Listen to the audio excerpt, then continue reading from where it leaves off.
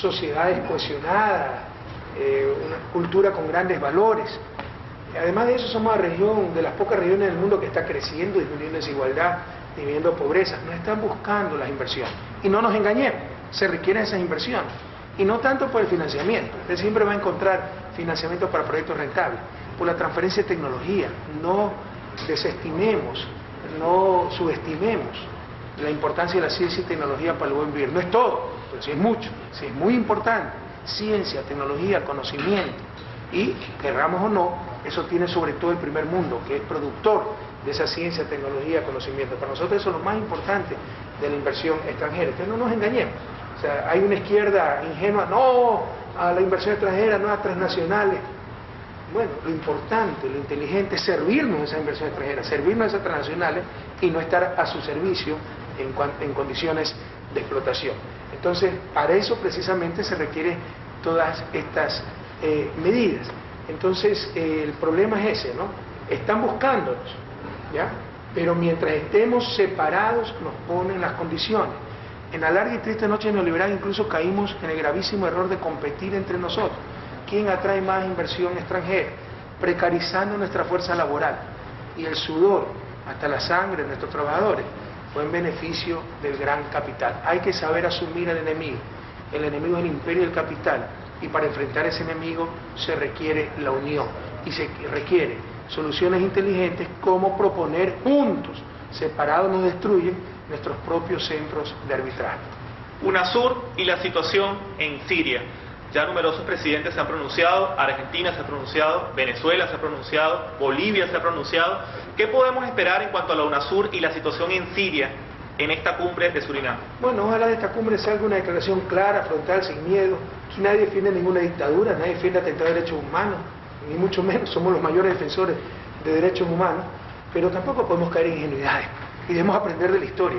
Es que lo mismo no se dijo en el caso de la invasión a Irak, que había bombas de destrucción masiva, bombas químicas, etcétera, para después de matar 1 millón de iraquíes e invadir un país soberano decir, ups, ha sido mentira, nos equivocamos. Ahora dicen que están utilizando armas químicas el gobierno dice que son los rebeldes, las Naciones Unidas no llega a una conclusión definitiva, pero ya quieren invadir Siria, atentar contra un Estado soberano, involucrarse en un conflicto interno. Con el mismo discurso hace 10 años, prohibido olvidar, aprendamos de la historia. Entonces, ¿qué credibilidad tienen estos países? Si ya lo han hecho antes en función de sus intereses, porque además del 1 millón de muertos en Irak, además de haber invadido con un falso argumento un país soberano, bueno, se repartieron el petróleo, pues vaya a ver a quién tiene el petróleo iraquí. No podemos caer en esas ingenuidades nuevamente. Entonces, la postura de Ecuador, y ojalá sea la postura del ALBA, ojalá sea la postura de UNASUR, es rechazar esa invasión, rechazar esa intervención militar que se pretende en Siria. Hay un punto que me llama mucho la atención y es precisamente el tema de la invasión, posible invasión a Siria. Y usted comentaba que se parece mucho a lo que se vivió en Irak hace una década. Sin embargo, el hecho de que se presente una situación como esta no solamente genera una condena por lo que está detrás y que para todos es evidente, sino también por el riesgo que representa que luego de 10 años este tipo de situaciones se sigan dando con esta naturalidad. ¿Existe alguna forma, desde el punto de vista de Rafael Correa, de poder detener esto al futuro? Que no ocurran más cosas como esta. Mire, el orden mundial no es solo es injusto, es inmoral. Toda la conveniencia del más fuerte. Mire que no hay una resolución de Naciones Unidas.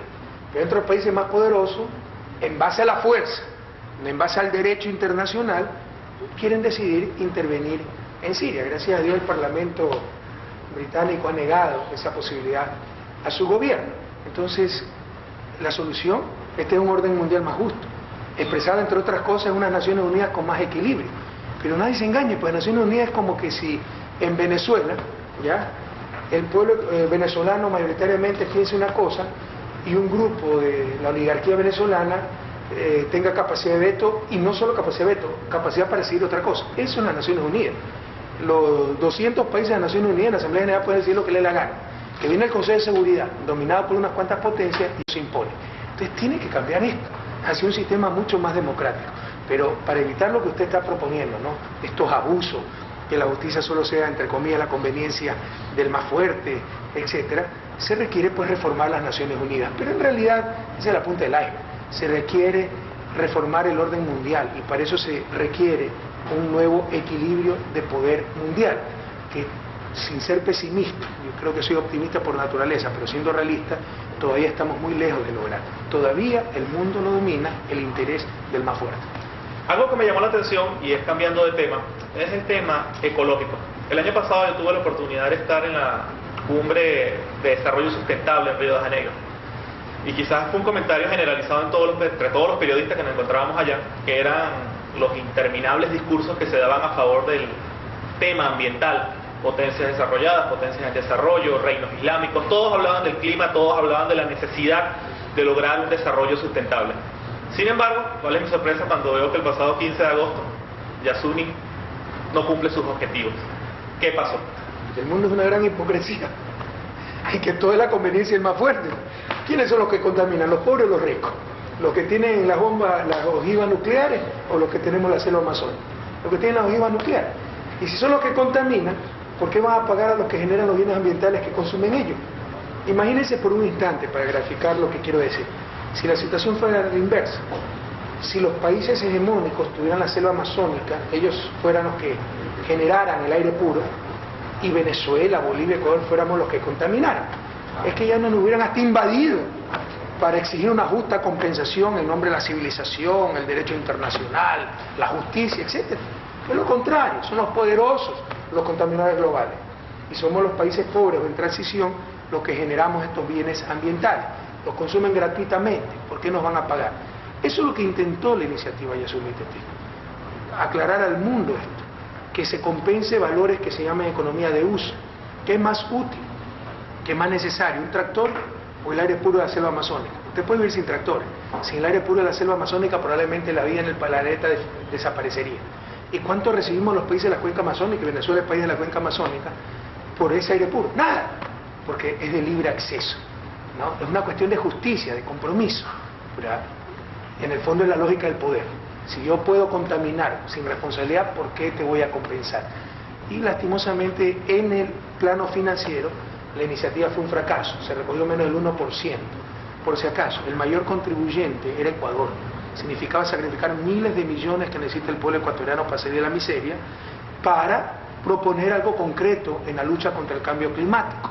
Pero Ecuador no es el que contamina, pues Venezuela tampoco. La mayor corresponsabilidad debía venir de los contaminadores globales. En consecuencia, he tenido que tomar la durísima decisión. La iniciativa fue mía. ¿Cuánto entusiasmo le hemos puesto? Usted lo ha dicho en Río. Usted escuchó mi intervención. Como en todos los foros internacionales. En primer lugar estaba la iniciativa de Yasuni Tetí. Le repito esto porque hay gente que me está escuchando en el Ecuador que dice cualquier disparate, ¿no? Que yo nunca creí en la iniciativa, que el gran culpable soy yo, que no la impulsé, que la boicoté. Esto es mentira.